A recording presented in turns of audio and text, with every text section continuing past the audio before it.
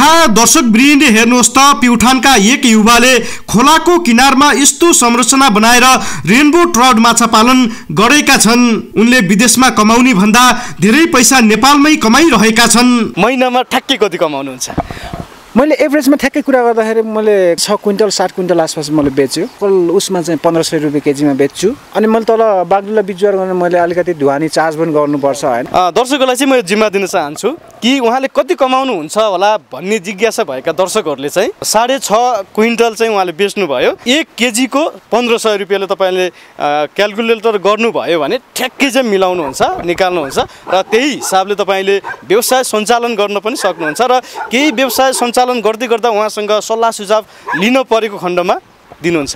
एकदमै म चार्ज पनि गर्दिनँ हैन, किनकि म एक्चुअलमा यस्तो एउटा लोकल व्यवसायहरूले म आफै पनि अलिकति इन्फ्लुएन्स गर्न चाहन्छु।